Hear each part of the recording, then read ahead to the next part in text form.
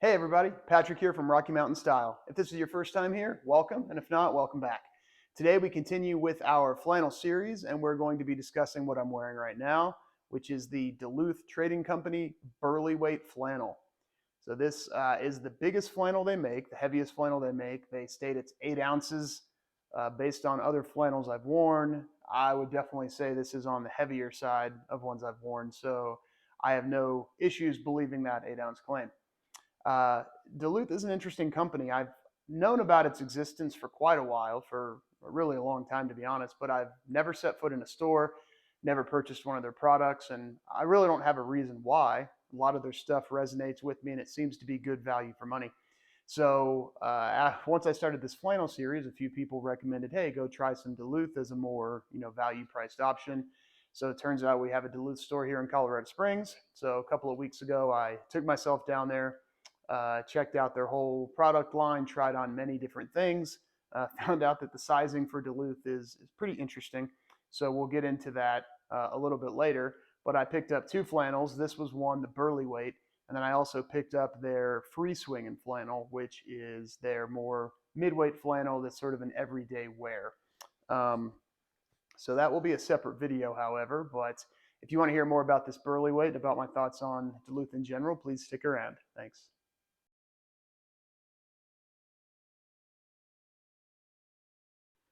Duluth has several different flannels, as you can see here. Again, like I mentioned, free swing and Burlyweight, which is what we have today.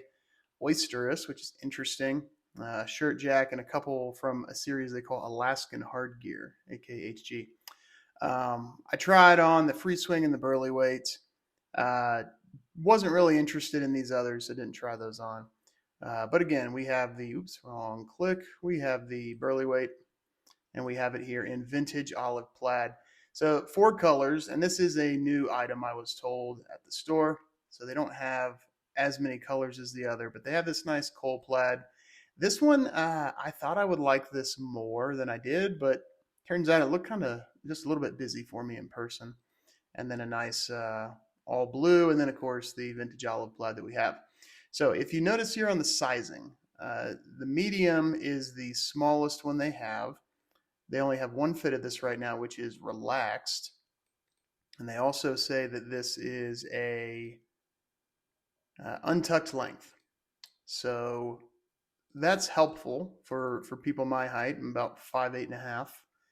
And so big relaxed fit shirts that have a normal length end up just being really long and looking enormous on me. So I was glad to see it had a relaxed, an untucked length rather. So the interesting thing though is it's pretty big for a medium. Their mediums run big. Right here it says customers say true to size. Not true at all. Everything I tried on was way bigger than expected. So the medium I got was actually a little too big.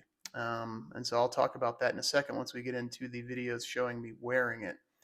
But real quick, some features. 8 ounce, 100% cotton flannel. Says makes department store flannels feel like wimpy lightweights. So right there, you know exactly what they're going for. They're not trying to compete against the more expensive, free note cloths or iron hearts or anything like that. They're not going for that. They're going to be a slightly pricier, slightly better version of something you might buy at Kohl's, is essentially the way I read that. It says it's double brushed for loft and warmth. Yeah, I could see that, I guess. It's, usually double brushed means it's also extremely soft. And I wouldn't call this not soft, but it's certainly not extremely soft. So double brush, there you go. Of course, buttons. Yeah, that's good. 2 pockets on the front, obviously. Adjustable cuffs, obviously. So back locker loop. This is actually pretty cool. Not all flannels have these. I wish they would. You can see right here, as I zoom into this picture, it's got that big loop on the back that you can use to hang on a hook, which I think is pretty cool and adds sort of, a little visual interest to the back there. Not sure if it's needed, but yeah, but there you have it. All right, so let's, and of course it's imported. I believe it says made in Vietnam on the tag. So for a price of $64, which is full retail, that's what I paid in the store. It happens to be on sale now, so that's nice. But yeah, for $64, at least from what I've seen, probably one of the better values for a thick flannel. It doesn't have all the bells and whistles. The fabric weave isn't super interesting. It's not the softest, but it does feel very substantially made, and it does feel like it's going to last. All right, so let's get into some of the fit videos. Okay, we'll start with the shirt with the sleeves not rolled up. Usually I wear them rolled up. All right, so let's real quick talk about what I did to this shirt. So I've worn it twice, I've washed it twice, and I've dried it on high twice. I think I probably got at least an inch worth of shrink in every dimension, maybe an inch and a quarter, maybe an inch and a half, but it was a decent amount bigger when I first got it. Now, reminder, this is the smallest size they offer. You cannot get something smaller than this. I'm 5'8" and a half, about 190, 191 pounds in this video, and I shrunk this about an inch. So if you want to wear it as like an outer jacket, you know, you might want it a little bigger, but if you want to use it as an actual shirt and you're my size or smaller, then you're going to have to do a lot of shrinking. So here we go with the sleeves rolled up. This is how I normally wear my flannels unless I'm outdoors in the cold, but if I'm inside, I just can't be bothered with long sleeves. It's too hot. It's very comfortable. There's good range of motion. There's no tightness in the shoulders. There's no tightness in the chest or anything like that.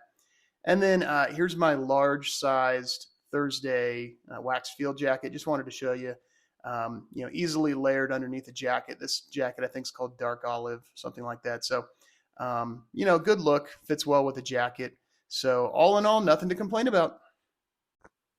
Real quick in closing, I just wanted to say that most people aren't going to be paying $200, $350, you know, for an Ironheart, something like that. If you just want a shirt that has a little bit of style, you know, if you like this kind of style, of course, and will keep you warm and seems to be constructed to last, and you don't want to pay a ton, I really think Duluth's a nice option. So for $62 or $48 on sale, it's really tough to go wrong with something like this if you don't necessarily care about having, you know, a Japanese weave or an American Heritage brand or something like that. So if you have any questions, please let me know. There will be one other Duluth flannel coming up in the next few weeks, the Free Swingin' that I bought as well. So stay tuned for that. Thanks a lot. Have a great day, everybody.